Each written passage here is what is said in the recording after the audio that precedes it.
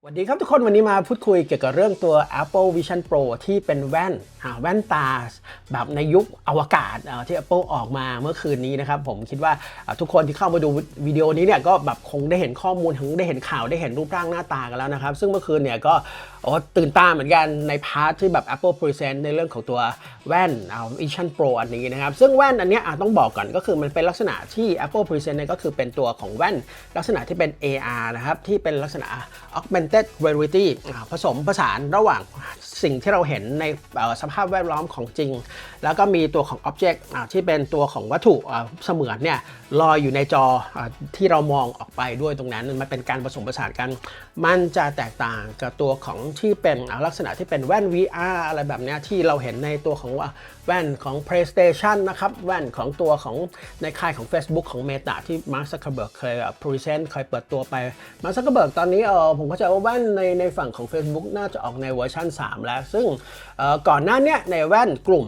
VR ทั้งหมดเนี่ยไม่ว่าจะเป็นยี่ห้อใหญ่ยี่ห้อเล็กอะไรแบบนี้ก็มีราคาตั้งแต่ยิ่งถ้าเป็นของยี่ห้อจีนนะที่ผมเคยเห็นก็คือเป็นเหมือนตัวกรอบแล้วก็เอามือถือมาสอดเข้าไปแล้วก็แตะเข้าไปในแอปลักษณะที่เป็น VR อะไรแบบนั้นก็มีราคาตั้งแต่แบบประมาณสัก 3,000 4,000 ไล่มาถ้าล้ำๆหน่อยก็หมื่นกว่าบาทหมื่นนิดๆไปจนถึงแบบถ้าตัวความจุ memory เยอะมากขึ้นก็หมื่นปลายๆ 20,000 อะไรแบบนั้นนะครับซึ่งเมื่อคืนเนี่ย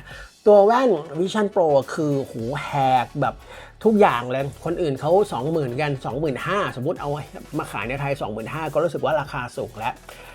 ของ Apple เมื่อคืนผมว่าทุกคนก็คงเห็นกันแล้วแหละคือราคาเนี่ยไปนู่นเลยครับ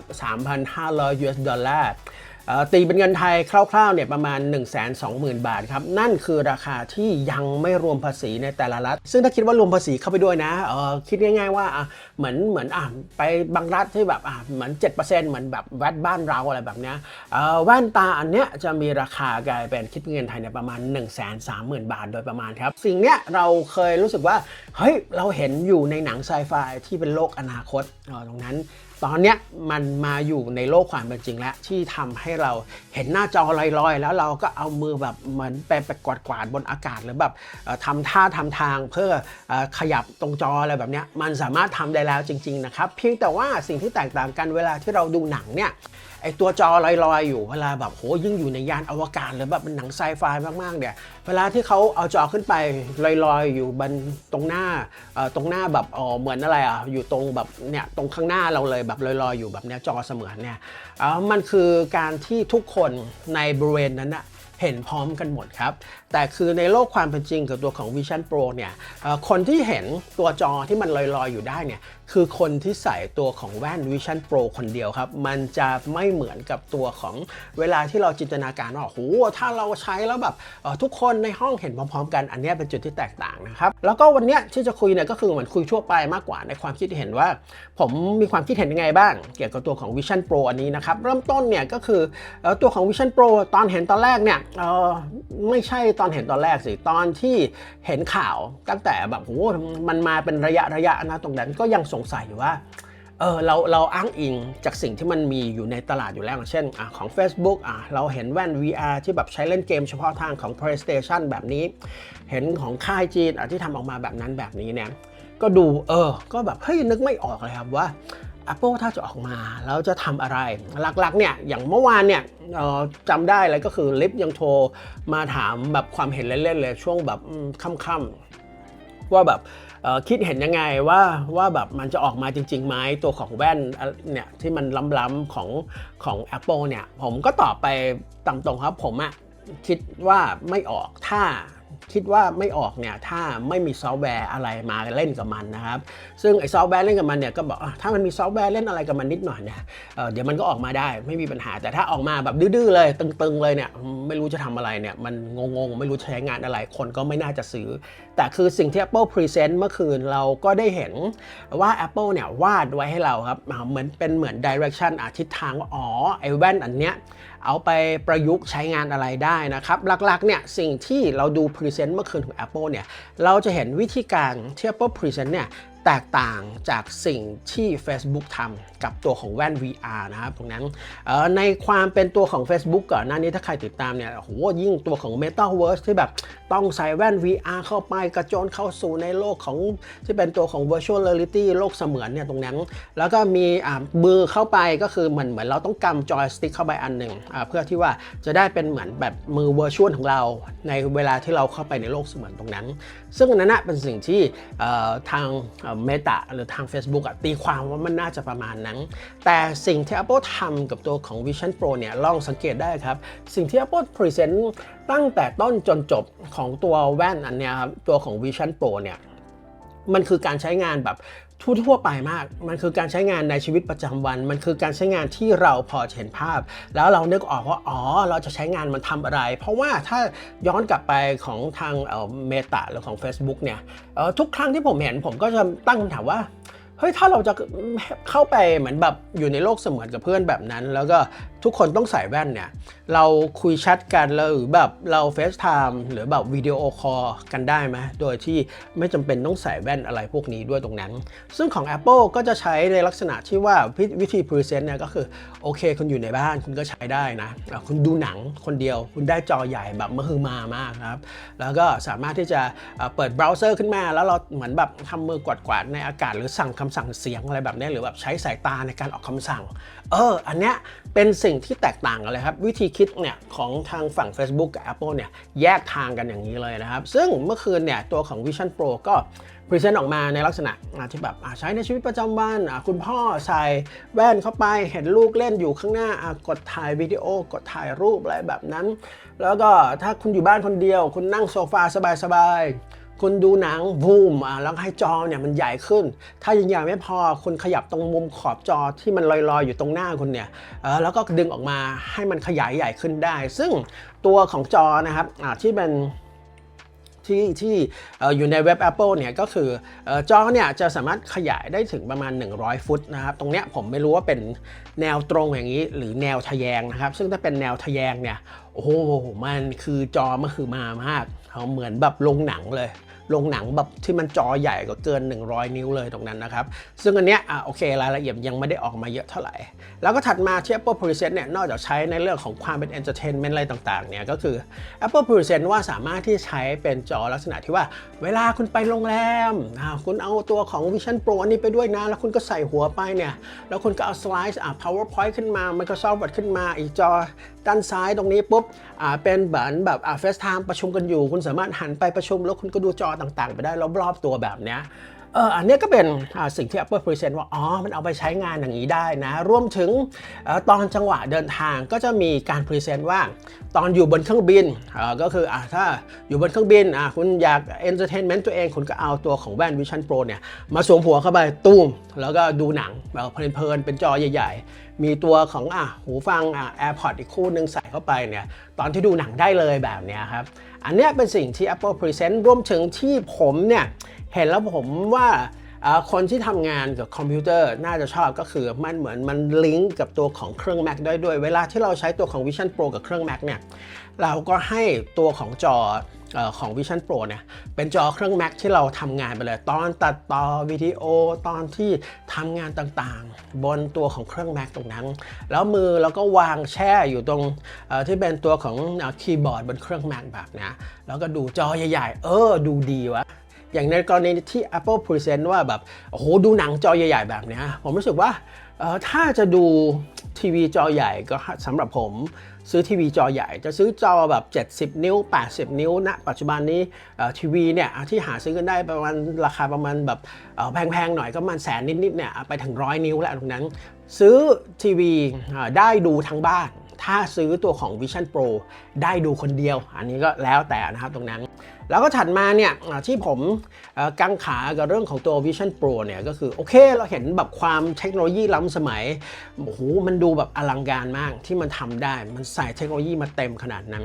แต่คือแบตเตอรี่เนี่ย อันเนี้ยสำคัญครับถ้าสังเกตดูเนี่ยตอนที่ Apple Present เนี่ยมันจะมีสายอยู่ทางด้านซ้ายที่ห้อยไปด้านหลังของคนแต่ละคนเวลา Present เนี่ยอันนั้นอ่ะมันคือสายไฟที่ตรงบริเวณตรงขาแว่นอันเนี้ยครับที่เป็นแบบสวมหัวเข้าไปนะตรงเนี้ยมันจะเป็นจุดที่แบบต่อ power ต่อพลังงานเข้ากับตัวแว่นแล้วก็ไอสายอันเนี้ยมันจะร้อยไปถึงตัวของที่เป็น power bank สำหรับตัวของแว่น Vision Pro ซึ่งตามที่ดูข้อมูลแล้วก็มีคนทวีตมาบอกนะครับก็คืออันนี้ขอบคุณทุกคนด้วยก็คือผมตั้งคำถามว่าเฮ้ยมันใช้งานได้กี่ชั่วโมงเพราะผมฟังไม่ทันแล้วก็เพิ่งมาไล่ดูทีหลังก็คือตัวแว่น Vision Pro เนี่ย Apple พูดแค่คร่าวๆนะครับว่าการใช้งานครั้งหนึ่งเนี่ยได้ต่อเนื่องเนี่ยประมาณสัก2ชั่วโมงต่อแบตเตอรี่เนี่ยที่ Apple ให้มานะครับซึ่งถ้าส่วนนี้นะผมรู้สึกว่าผิดหวังรู้สึกว่า Apple มันแบบแพ้ Apple แพ้ที่ทำให้ตัวแว่นเนี่ยมันดูไม่หมดจดในเพราะว่ามันต้องมีสายลงไปแล้วก็มี power bank อยู่ก้อนหนึ่งไว้เสียบไว้ที่กระเป๋าแบบนี้ผมรู้สึกว่าเฮ้ยมันโอเคอาจจะด้วยเทคโนโลยีปัจจุบันที่แบบเรายังไปไม่ถึงหรือเปล่ามันเลยทำได้แค่นี้เหรออะไรแบบนั้นแต่พอเห็นแบบเนี้ยผมรู้สึกว่าการมีสายแล้วมีตัวของ power bank เนี่ยสำหรับผมนะผมรู้สึกว่า Apple แพ้ในเกมที่แบบยังคิดไม่ออกว่าจะทำยังไงรวมถึงอย่างที่บอกว่าเรื่องเทคโนโลยีมันยังอาจจะไปไม่ถึงตรงนั้นหรือแบบมันคงลองแล้วแหละว่าแบบถ้าสมมติว่าใส่แบตเตอรี่เข้าไปในแว่นแบบนี้ปุ๊บแล้วไม่ต้องมีสายอะไรแบบเนี้ยมันอาจจะอะไรใช้งานได้แต่คือมันอาจจะแบบมีความร้อนเพิ่มขึ้นบริเวณขอบตารอบดวงตาอะไรแบบนี้ก็เป็นได้ครับสิ่งที่ผมกังขาเกี่ยวกับตัวของ Vision Pro นะครับก็คืออย่างจังหวะนะครับที่ Apple Present นะว่าตอนทำงานแล้วแบบขึ้นมาหลายๆจอแบบนี้หรือแม้กระทั่งตอนที่นั่งดูหนังที่ Apple Present โอ้โหนั่งดูหนังแบบสบายอารมณ์อยู่ตรงโซฟาดูจอใหญ่มากจอใหญ่ไม่พอดึงขอบให้มันใหญ่ขึ้นได้อีกแบบนี้จังหวะที่สมมติเอากรณีที่แบบดูหนังก่อนจังหวะดูหนังเนี่ยสังเกตได้ครับคอคนที่แบบเป็นพรีเซนเตอร์ให้ Apple นะที่อยู่ในฉากตั้งตรงแนวคอแข็งเลยเพื่อให้ตรงเนี้ยมันรักษาสมดุลว่าเฮ้ยคอไม่โยกเยกแบบเนี้ยตรงนั้นถ้าในความเป็นจริงสมมติว่าเราดูสมมติNetflix หรือแบบดู YouTube ดูDisney Plus เนี่ยแล้วแบบจออยู่ลอยๆอยู่ตรงเนี้ยจังหวะที่เราหันหน้าแบบเนี้ยครับจอมันหันด้วยไหมหรือจอมันฟิกอยู่กับที่แบบนี้แล้วก็จังหวะสมมุติว่าดูไปครับพฤติกรรมเนี่ยของมนุษย์ณปัจจุบันเนี้ยเวลาที่เราดูหนังอะไรแบบนี้หลายๆคนก็จะเป็นเหมือนกันที่จังหวะบางทีเราแบบหยิบมือถือขึ้นมาดูแล้วเราก็ก้มลงมาดูแบบเนี้ยถ้าจังหวะนั้นเนี่ยตัวจอมันพาดลงมาด้วยแบบจอมันไม่ได้ฟิกอยู่กับที่แต่คือมันหมุนไปตามตัวของหัวที่เราหันด้วยเนี่ยแบบเนี้ยแสดงว่าถ้าเราหันหัวลงมาเพื่อจะดูมือถือนิดนึงแบบนี้เนี่ยโอ้โหจอมันมาอยู่ตรงนี้หมดเลยนะตรงนั้นอันนี้เป็นสิ่งที่ผมสงสัยรวมถึงตอนที่ทำงานนั้นที่ Apple Present ว่าแบบอยู่ในห้องแรมแล้วแบบเอาขึ้นมาหลายๆจอตุ้มแบบนั้นแล้วก็หมุนดูรอบตัวได้แบบเนี้ยอันเนี้ยก็ยังสงสัยอยู่ครับว่าจออันเนี้ยพอเราเอาขึ้นไปแล้วเราวางตำแหน่งไปแล้วเนี่ยว่าสมมติจอ Safari อยู่ข้างหน้าผมเปิดแอปโน้ตให้อยู่ทางด้านขวาเปิดตัว FaceTime ที่คุยกับเพื่อนอยู่ประชุมกันอยู่ด้านซ้ายแบบเนี้ยจังหวะแบบเราหันไปแบบเนี้ยไอตัวจอทั้งหมดมันเคลื่อนไปทั้งหมดเลยไหมหรือมันฟิกอยู่ตำแหน่งที่เราวางไว้ตั้งแต่แรกตรงนั้นซึ่งเหมือนกันคือถ้ามันหมุนไปมาเนี่ยผมรู้สึกว่าก็อาจจะมีคนที่เวียนหัวได้ว่าโอ้โหมันไอจอเนี่ยมันหมุนอยู่มันจะแตกต่างกันในโลกของความเป็นจริงที่สมมุติว่าเรามี3จอวางอยู่ตรงข้างหน้าเราเนี่ย3จอเวลาเราหันไปเนี่ยไอตัวตำแหน่งจอมันก็ฟิกอยู่กับที่แล้วเราก็หันกลับมาแต่ถ้าเป็นตัวของแว่น Vision Pro ถ้ามันหันแบบหมุนไปมาแล้วมันข้างในเนี่ยมันเคลื่อนไปด้วยนะอันเนี้ยผมคิดว่าหัวน่าจะต้องเหมือนแบบปรับพฤติกรรมของคนกันใหม่แล้วก็รวมถึงเรื่องความเข้าใจของสมองที่แบบหันไปแล้วจอแม่งหันหน้าด้วยแบบนู้นแบบนี้เนี่ยมันน่าจะมีความมึนอยู่เหมือนกันนะตรงนี้ก็เป็นสิ่งที่ผมสงสัยนะครับรวมถึงต่อให้ Apple จะพรีเซนต์ยังไงก็ตามที่แบบโอ้เอาไปทำงานแบบนู้นแบบนี้เนี่ยแต่คือตัวแอปเดียวที่ Apple พรีเซนต์แล้วก็เอาตัวของ CEO ขึ้นมาเนี่ยก็คือตัวของ Disney Plus ที่แบบบ๊อบไอเกอร์ขึ้นมาว่าโอเคได้ลองตัวของ Vision Pro แล้วมันตะการตามากแล้วเดี๋ยวเราจะทำตัวของแอป Disney Plus ให้มันแบบล้ำๆว้าว มีแบบลูกเล่นอะไรที่มันใช้กับตัวของตัวแว่น Vision Pro ได้มีตัวของซีรีส์ที่เป็นของ Marvel What If อย่างเงี้ยที่มันทะลุออกมาได้เรายื่นมือไปปุ๊บมันสายเป็นกำไรเข้ามาได้ในมืออะไรแบบเนี้ยอันนี้เป็นสิ่งที่ต้องรอคอยครับเพียงแต่ว่าตัวของ Disney Plus ที่ Apple Present เมื่อคืนกับ Disney เนี่ยก็คือมันเป็น Disney Plus คนละเวอร์ชันกับที่อยู่ในไทยDisney Plus ที่อยู่ในไทยเนี่ยเป็นตัวของ Disney Plus Hotstar นะครับเพราะฉะนั้นถ้าสมมติว่าในเบื้องต้นออกมาเนี่ยแล้วไอ้ลูกเล่นแบบเนี้ยอยู่แค่เฉพาะในตัวของ Disney Plus อย่างเดียวโดยที่ Disney Plus Hotstar เนี่ยยังไม่มีแล้วบังเอิญว่าตัวของ Vision Pro เนี่ยปีหน้าเนี่ยสมมติสักกลางปีหน้ามีขายในไทยเนี่ยอันเนี้ยเรายังไม่รู้เลยครับว่าพวกลูกเล่นพวกเนี้ยมันจะมาถึง Disney Plus Hotstar หรือเปล่านะครับรวมถึงแอปต่างๆเนี่ยด้วยความที่ตอนนี้มันใหม่มากเราอาจจะแบบโอ้โหคิดไปในทางลบผมสิไม่ใช่แบบผมอาจจะคิดไปในทางลบก่อนก็ได้ว่าโหเฮ้ยเมื่อคืนมันแอปมันยังไงก็คือเราเห็นแล้วว่ามันทำงานแบบนู้นแบบนี้แต่คือมันดูจำกัดไปหมดมันดูว่าถ้าจะใช้แบบนี้คุณต้องมีของอีกสิ่งหนึ่งเพื่อมาใช้งานคู่กัน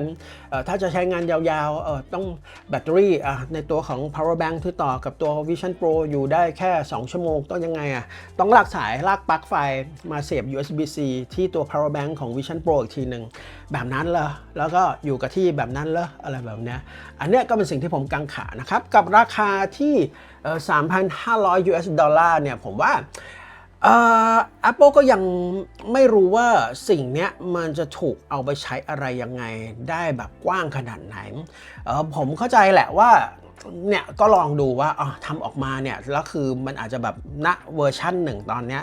มันกดราคาไม่ได้จริงมันแพงด้วยจากเทคโนโลยีที่ใส่เข้าไปกล้องรอบๆตรงเบรนตรงตัวของ Vision Pro 12 ตัวแบบเนี้ยแถมยังมีตัวของเวลาเราใส่แว่นเข้าไปทั้ง Unlock ที่แบบตัวของม่านตาของเราเนี่ยมันไม่ใช่แบบ FaceTime ปกติแล้วอันนี้มัน Unlock ที่ม่านตาของเราเนี่ยว่าเราใช้เจ้าของไม้แบบนั้นเนี่ยเรียกว่าเทคโนโลยีที่ใส่เข้าไปตัวชิปM2 มีตัวชิป R1 ที่ใส่เข้าไปให้มันแบบทำงานแบบอ่านตัวดวงตาการขยับดวงตาแบบเรียลไทม์ขนาดนี้โอเคไม่แปลกใจที่ราคา 3,500 เหรียญแล้วก็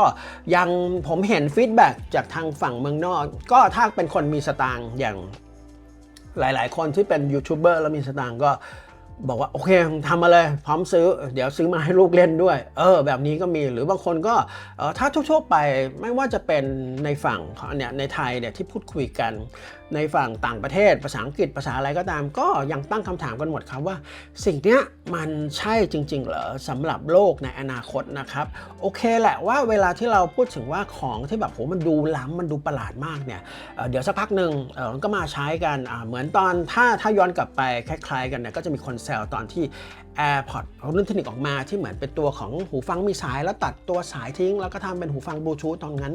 แล้วก็กลายเป็นว่าณปัจจุบันนี้หลายยี่ห้อก็ทำคล้ายๆกันทำตามๆกับที่ Apple ทำแบบนั้นแต่สิ่งเนี้ยตัวของ Vision Pro เนี่ยผมคิดว่ามันไม่เชิงว่าจะเป็นแบบนั้นว่ามันจะไม่ใช่ว่าแบบเป็นสิ่งที่แบบทุกคนจะเข้าถึงหรือจะได้ใช้เพราะว่าก่อนหน้าถ้าเราย้อนกลับไปช่วงที่ก่อนหน้าจะโควิดแป๊บเดียวครับที่ Apple ออกตัวiOS มาแล้วแบบมีนะครับให้ดูว่าเราจะใช้มือถือลิมิตไหมว่าใช้ถึงกี่โมงแอปไหนใช้ได้กี่นาที Apple พยายามผลักดันให้คนออกไปใช้ชีวิตข้างนอกใช้มือถือใช้อุปกรณ์อิเล็กทรอนิกส์น้อยลงพอข้ามมาปี 2023 กลายเป็นว่าตัวของ Vision Pro เนี่ยอยู่ดี Apple พลิกวิธีคิดคุณไม่ต้องออกไปใช้ชีวิตละคุณมาใช้ชีวิตกึ่งเสมือนกึ่งจริงกึ่งเสมือนกับแว่นของเราเถอะคุณใส่แว่นอันนี้อยู่บ้านไปเลยแล้วก็สามารถที่ดูหนังทำนู่นทำนี่ได้มองเห็นข้างนอกได้แบบนั้นเหรออันนี้ก็เป็นสิ่งที่แบบผมรู้สึกว่า Apple ก็พลิกจากที่วิธีคิดว่าแบบอยากให้คนไปใช้ชีวิตข้างนอกกลายเป็นว่าพลิกกลับมาว่าแบบมาใช้อุปกรณ์พวกนี้มาใช้อุปกรณ์อิเล็กทรอนิกส์แบบล้ำๆมากๆกับชั้นเถอะตรงนั้นอันนี้ก็เป็นความคิดเห็นของผมนะครับกับตัวของ Apple Vision Pro ใครที่เห็นตัวของ Apple Vision Pro อันเนี้ยแล้วคิดออกบ้างว่ามันน่าจะเอาไปใช้อะไรได้โอเคแหละว่าในเวอร์ชันแรกราคาเนี่ย 3,500 US ดอลลาร์เนี่ย